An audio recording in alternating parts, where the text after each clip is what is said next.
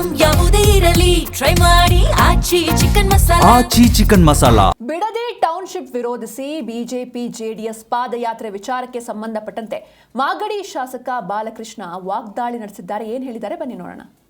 Competition ನಾವು ರೈತರ ಪರ ಅಪ್ಪ ನಂಜುಂಡಸ್ವಾಮಿ ಅವ್ರ ಮಗಳು ಚೆನ್ನಾಗಿ ಹೇಳೋರು, ನಿಮ್ಗೆ ಯಾರಿಗೂ ಯೋಗ್ಯತೆ ಇಲ್ಲ, ನೀವು ಧರಣಿ ಮಾಡೋಕ್ಕೂ ಯೋಗ್ಯತೆ ಇಲ್ಲ, ಪಾದಯಾತ್ರೆ ಮಾಡೋಕ್ಕೂ ಯೋಗ್ಯತೆ ಇಲ್ಲ ನಿಮಗೆ ಅಂತ ನಮಗೂ ಸೇರಿಸಿ ಹೇಳವ್ರೆ. ನಾವೇನು ನಮ್ಮದು ಬೆಂತಟ್ಕೊಳ್ಳೋದು ಬೇಡ, ನಮಗೂ ಬೈದವ್ರು, ಕಾಂಗ್ರೆಸ್ನವ್ರಿಗೂ ಬೈದವ್ರು. ಹೆಂಗೆ ನಿಮಗೆ ಖಂಡಿತ ಯೋಗ್ಯತೆ ಇಲ್ಲ, ನೀವು ಪಶ್ಚಾತ್ತಾಪ ಯಾತ್ರೆ ಬೇಕಾದ್ರೆ ಮಾಡಿ, ನಮ್ದೇನು ತಕರಾರಿಲ್ಲ. ಆದರೆ ಇದಕ್ಕೆ ದಯಮಾಡಿ ನೀವು ಉತ್ತರ ಕೊಟ್ಬಿಟ್ಟು ಮಾಡಿ. ಅಶೋಕಣ್ಣ ಭಾಳ ವಿರೋಧಿಸ್ತಾರೆ ಮಾತಾಡೋರೆ ಬಿಡಿ, ಅವರು ಅದೇನೋ ಇಲ್ಲಿಂದ ತಗೊಂಡು ಅಲ್ಲ ಕಣ್ರಿ.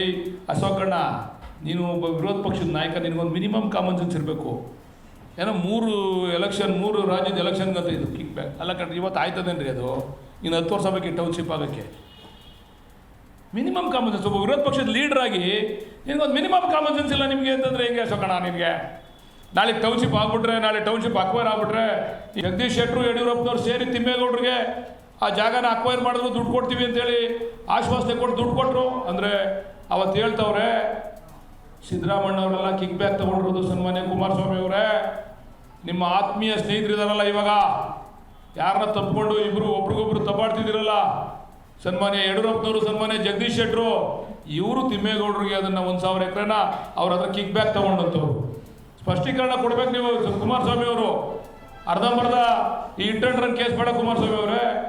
ದಯಮಾಡಿ ಇದನ್ನು ಬಿಟ್ಟಂಥವರು ಸನ್ಮಾನ್ಯ ಯಡಿಯೂರಪ್ಪನವರು, ಅದನ್ನು ಆ ಸಂದರ್ಭದಲ್ಲಿ ನಮ್ಮ ಇಂಡಸ್ಟ್ರಿ ಮಿನಿಸ್ಟರ್ ಆಗಿದ್ದಂಥವರು ಜಗದೀಶ್ ಶೆಟ್ಟರು ಎಷ್ಟು ಕಿಕ್ ಬ್ಯಾಕನ್ನು ಯಡಿಯೂರಪ್ಪನವರು ಮತ್ತು ನಾವು ಹೇಳಿರೋದಲ್ಲ, ಕುಮಾರಸ್ವಾಮಿ ಅವರು ಹೇಳಿರೋದು, ಕಿಕ್ ಬ್ಯಾಕ್ ತೊಗೊಂಡ್ಬಿಟ್ರು, ಮಾಡಿಕೊಟ್ಬಿಟ್ರು ಅವ್ರಿಗೆ ಅಂತ.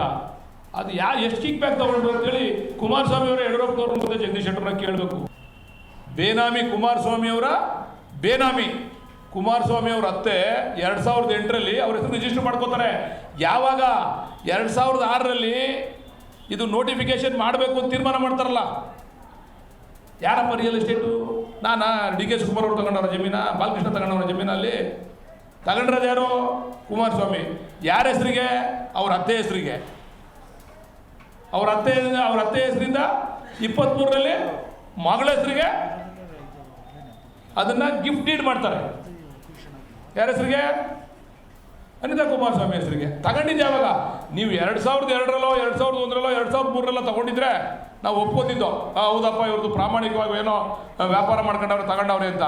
ಇದು ಯಾವಾಗ ನೀವು ಟೌನ್ಶಿಪ್ ಮಾಡ್ತೀರಾ ಅಂತ ಗೊತ್ತಾದ ಮೇಲೆ ನೀವು ನಿಮ್ಮ ಅತ್ತೆ ಹೆಸರಿಗೆ ತಗೋತಿರಲ್ಲ, ಅದು SC ST ಜಮೀನ, ಅದು PTCL ಕಾಯ್ದೆ ಉಲ್ಲಂಘನೆ.